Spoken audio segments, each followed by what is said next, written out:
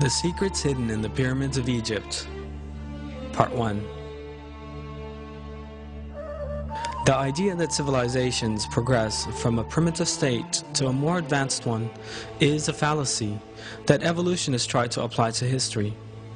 If one abandons evolutionist nonsense and prejudice and looks at the historical references and findings with an unbiased mind, what one encounters is civilizations that used highly advanced technologies. Remains left from ancient Egypt, the Mayans, and the Sumerians indicate the branches of science such as electricity, electrochemistry, electromagnetics, metallurgy, hydrogeology, medicine, chemistry, and physics were used to a considerable extent. Electricity was efficiently generated and widely utilized in ancient Egypt. The Baghdad battery and the first arc lights were used at that time. But was electrical generation limited to these in ancient Egypt? A careful examination of Egyptian history immediately reveals the sophistication in perfect illumination. No soot has been found in the corridors of the pyramids or the tombs of the kings, because these areas were lit using electricity. Relief carvings show that the Egyptians used handheld torches powered by cable-free power sources. The arc lamp used in the lighthouse of Alexandria is further proof that electricity was used in ancient Egypt. The energy required to power the lighthouse of Alexandria for 24 hours a day could only have been supplied by a regular electrical source. The pyramids of Egypt were giant power plants generating electricity. 1. The outer casing of the Great Pyramid was covered with white tufa limestone, so tightly built that not even a razor blade could fit between the blocks. The white tufa limestone does not contain magnesium and has high insulating properties. This insulation property prevented the electricity inside the pyramid from being released without control. 2. The stone blocks used inside the pyramid were made of another form of limestone containing crystal and a small amount of metal, which allow for maximum power transmission. The shafts inside the pyramid were lined with granite. Granite is a slightly radioactive substance and permits the ionization of the air inside these shafts.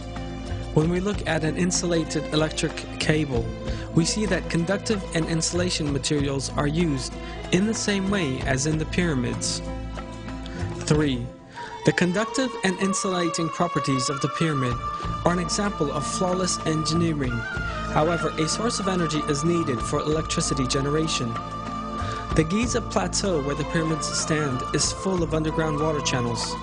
The pyramids rise above the limestone layers, the spaces between them being full of water. These special layers of rock that transmit electricity upward as they carry underground water to the surface are known as aquifers. The high volume flow of the River Nile that passes through these aquifers produces an electric current. This is known as physioelectricity.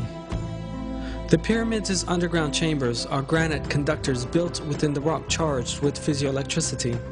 This electric current is conducted directly to the upper part of the pyramid's granite, covered subterranean chambers. Granite is a very good conductor of electricity. The electromagnetic field that forms at the bottom of the pyramid is transmitted in concentrated form to the upper layers of the pyramid. On the top of the pyramid there was a gold capstone, gold being an excellent conductor of electricity. This section is no longer there in our day. This means the top of the pyramid has lost its structure of flawless geometry. This gold capstone facilitated a conductive path for the transfer of negative ions to the ionosphere. This way, a current was generated. How does it serve to move the electromagnetic field on the ground through the help of an aquifer? An identical form of this technology, employed in Egypt 5,000 years ago, was used by Nikola Tesla, an inventor of electric technology in the early 1900s. In a tower he constructed in the United States of America. Tesla, the inventor of such fundamental electric technology as the alternating current, electric engine, radio, the laser, and radar, was successful in simultaneously transmitting sound and pictures between continents in the Wardenclyffe Tower he built between 1901 and 1917. He used an external source of electricity for this, and even applied wireless power transmission technology. Tesla had also built his tower above an aquifer and discharged the negative ions from the aquifer to the tower. The electromagnetic technology used in Tesla's famous tower is identical to the electromagnetic field set up in the construction of the pyramids. Both systems generate negative ions and transmit them without the need for electric cables. So for what purpose did the Egyptians use electricity? Relief carvings clearly show that the Egyptians used handheld bulb-type lamps powered by a cable-free electric source. These bulbs are reminiscent of Nikola Tesla's descriptions to show that his alternating current was safe.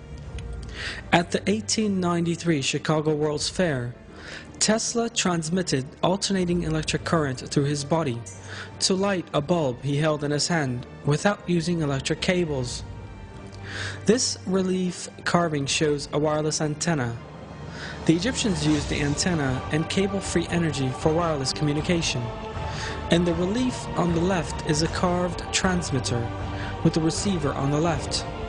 This evidence indicates that the Egyptians used free wireless energy for communication purposes. This relief carving shows a yarn manufacturing facility. The yarn Egyptians used for their fabrics at that time were as fine as those manufactured by machinery today.